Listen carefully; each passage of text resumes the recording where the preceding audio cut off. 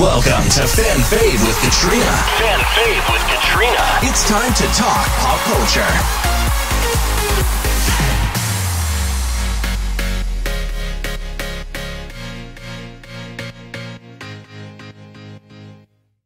Welcome back. I'm your host Katrina, your pop culture bestie, and today we are taking a trip to the magical world of Oz. We're talking all about the legacy of two iconic musicals inspired by the fantasy novel, The Wonderful Wizard of Oz. That's going to be Wicked and The Wiz. But first, let's do a quick pop recap to discuss all the stories, news, and trending topics that I have not been able to stop talking about since the last time I spoke to you all. Let's start with theater. First off, the Notebook musical that's coming to Broadway in this spring officially announced its cast. I am extremely excited about it because they revealed that John Cardoza will be playing the role of younger Noah in the show. This is a role he played in the Notebook's out-of-town trial in Chicago earlier this year, and for those that don't know who John Cardoza is, you certainly will soon. I most recently saw him in the role of Christian in Moulin Rouge's national tour. He is absolutely incredible, truly fantastic. He was maybe even my favorite actor that I've ever seen to play Christian in Moulin Rouge, so I'm so happy to see that he's heading to Broadway. I know he's going to be wonderful in that role. And then I'm also super excited because Joy Woods will also be joining the cast of The Notebook. She'll be reprising her role as Middle Alley. She was also in the out-of-town tryout for the show. She's someone who I've already seen on Broadway multiple times, actually. I saw her in Little Shop of Horrors, and then I saw her in Six, and she is an amazing talent. I cannot get enough of her performances. She's a great vocalist, and I cannot wait to see what she does next in this role. Also in theater, we got some announcements about the West End transfer of the revival of Cabaret. It's officially coming to the August Wilson Theater on Broadway in March, with Eddie Redmayne as the MC and Gail Rankin as Sally Bowles. I have heard how interactive this show is, and I'm just so excited for it. This is a show that has been revived many times, but something super unique about this production is actually how they refurbished the theater into an actual nightclub, which is the Kit Kat Club. If you look on the official website, they say the denizens of the Kit Kat Club have created a decadent sanctuary inside Broadway's August Wilson Theater, where artists and performers, misfits and outsiders, rule the night. Step inside their world. This is Berlin. Relax, loosen up, be yourself. At Cabaret at the Kit Kat Club, your experience starts as soon as you walk through the door. You're even encouraged to show up an hour before showtime to enjoy the pre-show entertainment and to explore everything before the main performance starts. This intimate and immersive experience allows for guests to sit at tabled seating, and you're actually served real food during a pre-show. Now, I have heard the price tag for these seats, and it's not pretty at all. Think Moulin Rouge can-can tabling seats, which go for about $300, and then multiply that 2 or 3 times. It's going to cost you about $750. There will be cheaper price seats, of course, but I just think these table seats are so cool. I mean, they're going to serve you a whole 3-course meal. The immersion is insane.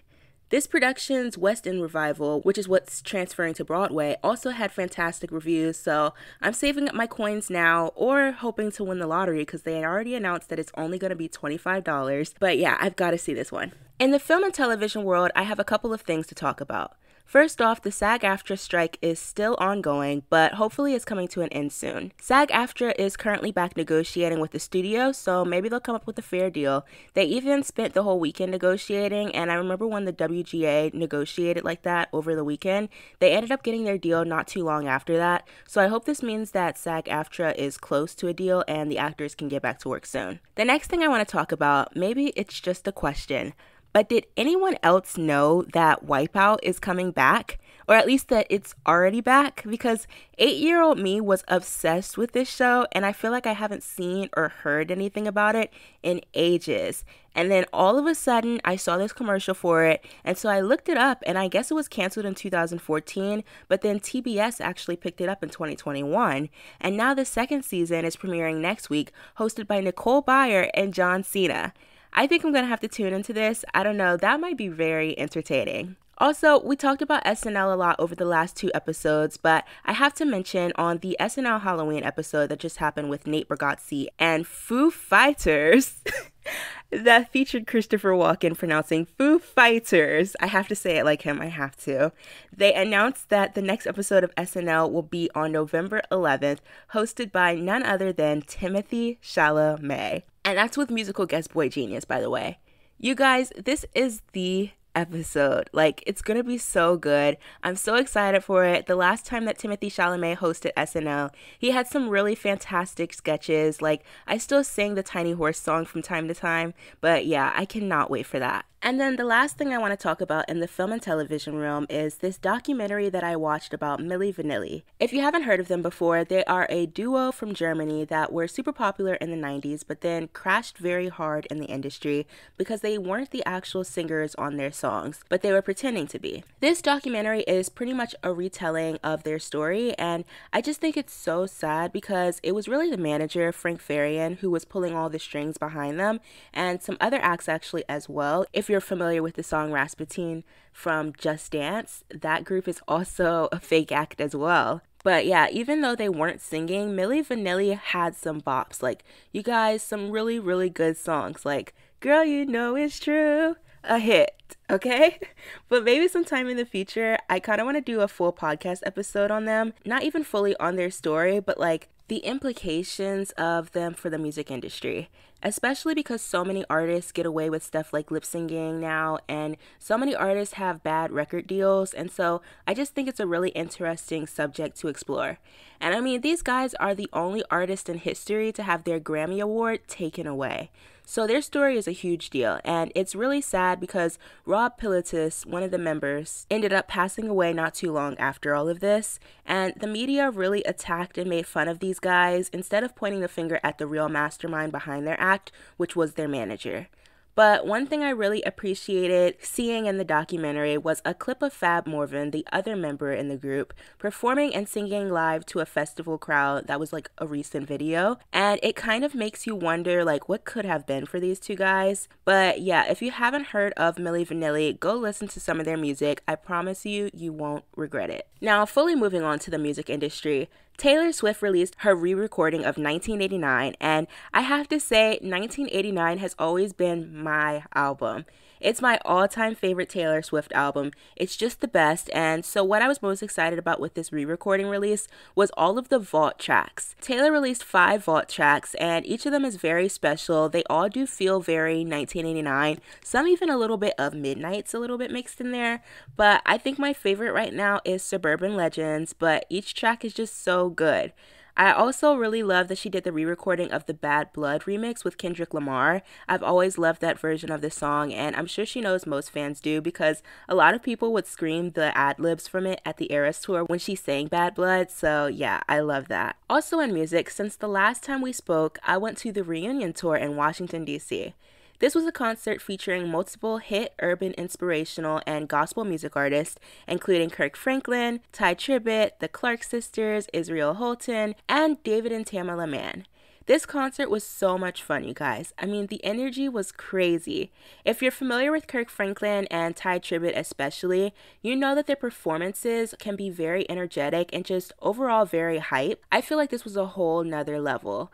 We were also joined by special guests in DC. Jonathan McReynolds and Tasha Cobbs Leonard came out for the final song, so that was pretty cool. This show had a lot of performers though, so they each kind of did their own full sets and then throughout came out to perform with each other. And I have to say, I think my favorites were the Clark Sisters. They were just so amazing. I was blown away by their vocals and musicianship, but then I also really loved Israel Houghton, who performed a lot of songs that I knew and actually had no clue they were all by him. So that was a really great time. The whole concert was just a really great time at the reunion tour. So make sure you're following me on social media at Fan Fave Media because I'll be posting some stuff up from the show. Now, because today is Halloween and I've been talking about a different spooky thing in each of our episodes this month, I want to chat really quickly about my favorite ways that I've celebrated Halloween in like a pop culture way. To make it more fun, I'm going to do a little ranking, a top 3. So starting off in 3rd place, back in 2018 on Halloween night, I went to a 21 Pilots concert. And this felt very right because, I don't know, 21 Pilots music can kind of be a little bit spooky. And this was back when I was in high school. I think I've mentioned it a little bit before, but I'm someone who like mastered winning concert tickets to everything. And so I remember I won tickets to this show from Mix 107.3, which was a Washington, D.C. station. They actually don't exist anymore, which is like really sad. I miss them a lot. They were great. And it was like a texting contest. And if you're listening and you want a little tip for those contests, what I've always done is spam the keyword to that phone number. I think each text is a different entry. And if it's not, you'll get like a bounce back text saying like you already entered. But if it doesn't, spam it. And that's what I did. I like spammed it. And then they called me like not too long after and they were like, do you know what we're calling you for? And I was just like, no, what?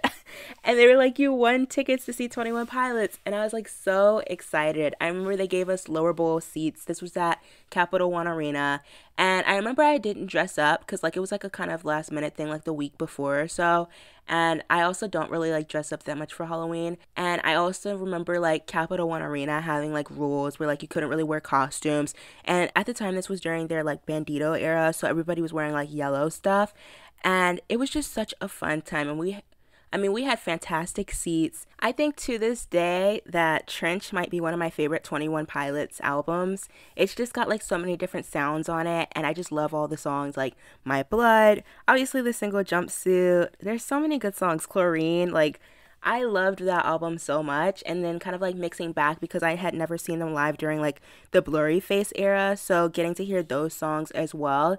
And I just also like to think back of this show as being like one of the most fun concerts I've ever been to. I mean, 21 Pilots puts on just such a fun show. Like they do so many different stunts and tricks where like one of them will be like on stage and all of a sudden they disappear and they're up in like section 200 like 30 seconds later, which I know they use like body doubles and stuff, but still it's like insane. Like it's so much fun. I love 21 Pilots. So that goes in number 3.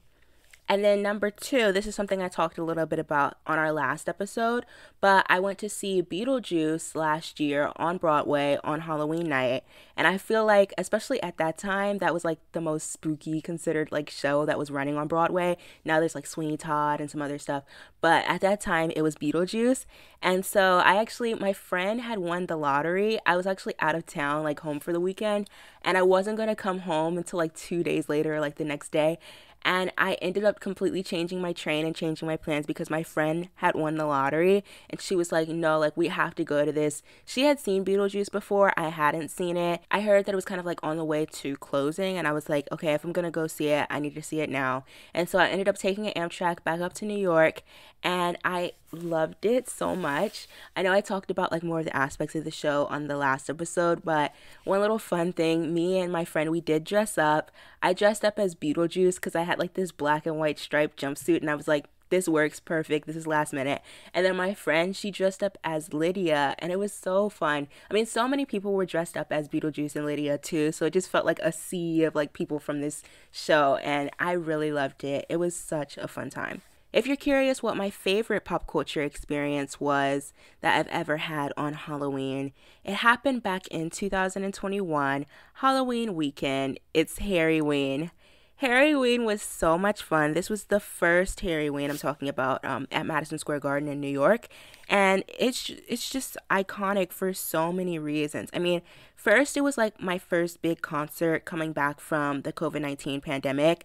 I was just now moving back into New York City from being home because NYU was remote. And I moved back to New York and like things were still slowly opening up. So this was like the first concert. I actually had tickets to Harryween back when he first announced it in like 2019 or 2020 because it was supposed to happen in 2020. And then it kept getting pushed back. But like I had tickets to the tour then and to Harryween then as well. And so I was like counting down like I don't even know if this is going to happen or not. And then it did happen. And because like I was anticipating it for so long, like I put so much effort into it because it was like my one thing that I had to like really go all out for and get excited about because like a lot of stuff still wasn't really happening because of the pandemic. And so I went to both nights of Harryween. Night one, I actually dressed up as Harry from an SNL sketch. It was this Cut for Time sketch with him and Kyle Mooney. It's called Jason. If you go on YouTube, you can check it out. It's so funny. He basically plays like a high school jock, and he does like some singing and rapping in it. And then Kyle Mooney is like his loser brother. Anyways, it's like very funny. And so I dressed up as that. And I remember like walking around in like the arena at MSG, which this was also my first ever time at Madison Square Garden. Everybody was like yelling the lyrics back of like the Scotty rap to me, and it was just so funny. Like the community of Harry Styles fans is just the absolute best. And then I also just count like Harryween as like this really fun time for like me as a college student, because like so many of my friends went. Like my cousin came up from Philly to go, like so many of my friends, it was like everyone was there, and I had like this whole dinner that I planned before the show, and like we were all hanging out and taking pictures. It was just such a great memory. And then I also did get to go to night two of Harryween. And at night two, I dressed up as Wanda Maximoff, actually her 70s look. That was like my favorite era for her, and I just really loved the colorful outfits. So like I found somebody that was making them on Etsy, and I got that, and like I went all out with like my accessories for both nights. Like you should go on my social media. I'm actually going to post a TikTok up showing off my looks from both Harryween night one and night two. But this was like so much fun. Just one of my favorite like concert memories ever, my favorite Halloween memory, and then also maybe one of my favorite times seeing Harry that weekend. I mean, there were so many surprises both nights. I mean, night one, Harry and the band, they dressed up as Dorothy and the Wizard of Oz, and then night two, they were all like clowns. And I remember night two especially having some surprises, because Harry actually performed Toxic by Britney Spears. And then he also, this was the first time, because he had done some tour dates before Harryween. This was the first time since his 2018 tour that he performed Medicine live. And then obviously like that's a huge fan favorite. So like people started begging for it every night after Harryween night two. And so that was really cool to kind of experience that. I just think seeing Harry Styles live at Madison Square Garden is just like an experience that you can never top. It's just like so much fun. I will always remember Harryween weekend in New York City. Now let's get into the topic of today. Let's start off by talking about the musical whose anniversary was yesterday, Wicked. This show is currently celebrating its 20th year on Broadway. It's the fourth longest running Broadway show, but the third longest running if you compare to other shows currently running. It's currently only beat by Chicago and The Lion King. And then, of course, if you're counting the closed show, that was Phantom of the Opera with 35 years. Wicked began its Broadway journey on October 30th, 2003, but its journey to Broadway began well before then.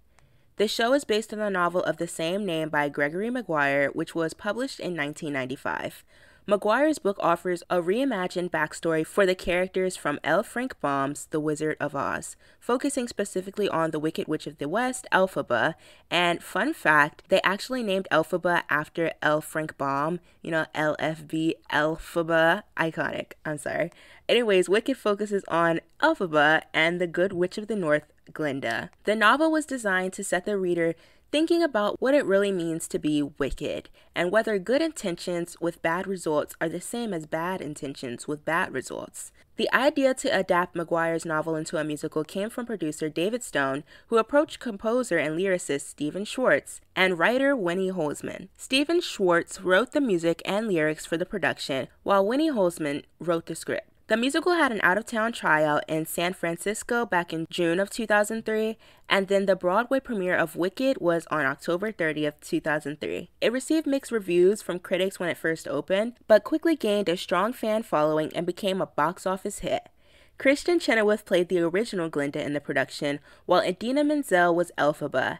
And I have to say, so many fantastic and super talented people have gone on to play in these roles over the years. I'm talking about so many people: Stephanie J. Block, Shoshana Bean, Lindsay Mendez, Annalay Ashford, Cara Lindsay. I mean, the list just goes on and on. Me personally, I had the joy of seeing the production with Brittany Johnson as Glinda, and she's actually the first Black woman to ever play Glinda on Broadway. It's historic. I loved seeing her. And then I also saw Talia Saskauer as Elphaba, who was absolutely fantastic. I mean, her defying gravity is one that you will immediately be blown away by. Wicked has also had successful productions in various cities worldwide through national tours, but I also think it's super interesting because they had limited sit-down productions in Chicago, Los Angeles, and San Francisco that stayed for several months each. I just think that's something really cool that I haven't heard a lot of shows doing. There's also a West End production that's been running since 2006, multiple UK and Ireland tours, and even more productions in various countries around the world. The musical has also won numerous awards, including several Tonys. Wicked is celebrated for its captivating storytelling, memorable songs, and its exploration of complex themes related to friendship, identity, and prejudice. The show's enduring popularity continues to draw audiences to theaters around the world after 20 years. Wicked primarily focuses on this friendship between Elphaba, the Wicked Witch of the West, and Glinda, the Good Witch of the North, before Dorothy's arrival in Oz. Elphaba, born with green skin, is initially an outcast, while Glinda is popular and beautiful. Their journey at Shiz University explores their contrasting personalities, relationships, and the events that lead to Elphaba's transformation into the Wicked Witch of the West. But I think what I love most about Wicked is the music.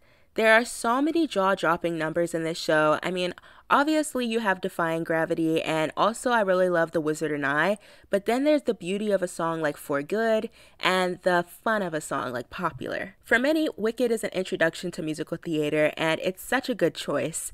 I remember seeing Wicked and being shocked at how huge the Gershwin Theater is, and then how packed it is, because so many people are constantly excited to see this show. Wicked is a massive spectacle with beautiful sets and costume design, and of course the plot that balances this idea between good and evil. I mean, Elphaba is the Wicked Witch, and yet you learn to understand her as the good that she does is simply seen as evil. As I mentioned on our last episode though, I also just love how it's a prequel to The Wizard of Oz, but then in Act 2 it blends into the story of The Wizard of Oz, with Dorothy's arrival and then also like Fiyero being the Scarecrow. It's just a really fun story to see play out. Wicked is truly a show that I can see running for a long time. It's a Broadway staple. You're listening to Fan Fave with Katrina. Fan Fave with Katrina.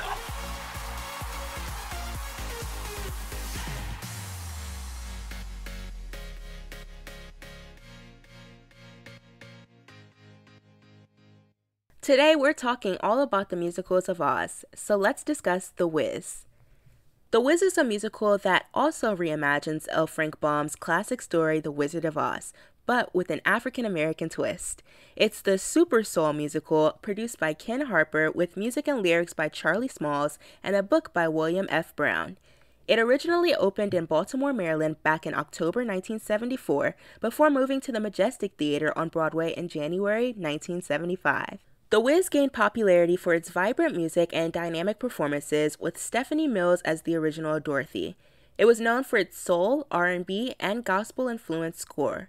The show's success led to a film adaptation in 1978 featuring stars Diana Ross as Dorothy and Michael Jackson as the Scarecrow. The show ran on Broadway for 4 years, winning 7 Tonys, including Best Musical, and serving as a breakthrough for Broadway as a large-scale, big-budget musical featuring an all-black cast.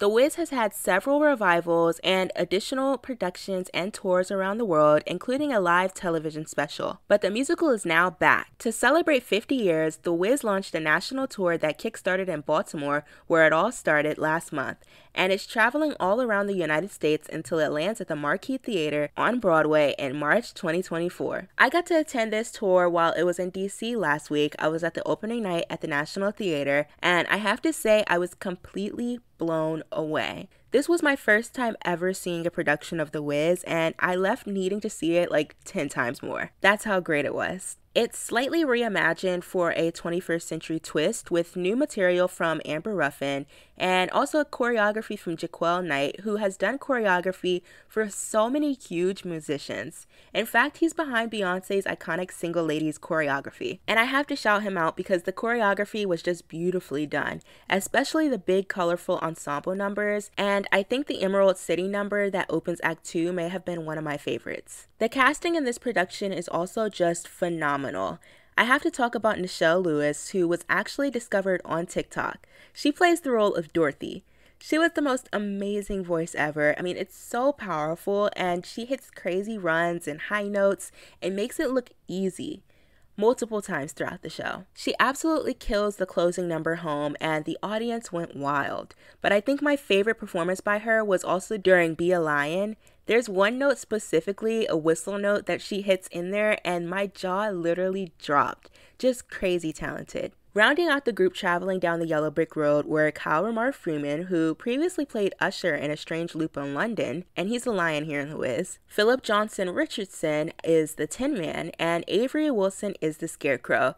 And I have to say, Avery Wilson's performance of the song You Can't Win ended up being one of my favorites of the night. I mean, he was doing flips and hitting every run possible. It's such a lively number and one to definitely look forward to. Alan Mingo Jr. plays the Wiz, and he has some very fun scenes as well. I also have to mention Deborah Cox as Glinda. She had a beautiful performance of Believe in Yourself. And then Melody Betts, who is Eveline, the Wicked Witch. Honestly, another best part of the show.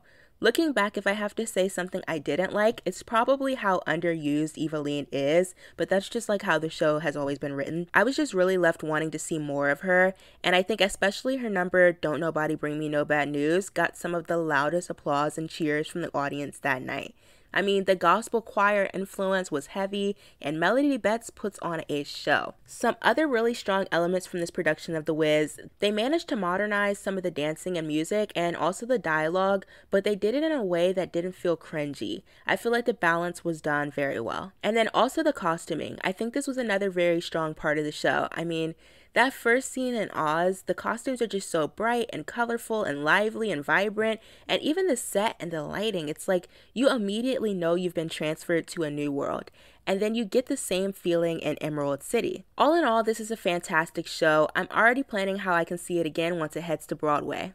That's all for today. I hope you enjoyed your trip to Oz. As a reminder, this podcast is a hub for all things pop culture. Keep listening to Fan Fave for recaps and breakdowns of the latest in entertainment news, trending topics, and more. As Fan Fave is a bi-weekly podcast, you can expect new episodes every other Tuesday when I'll dive into a different aspect of pop culture. You can also stay in touch and join the Fan Fave community on social media, where I'll be posting additional content and vlogs from my many adventures and events that I attend in the entertainment world.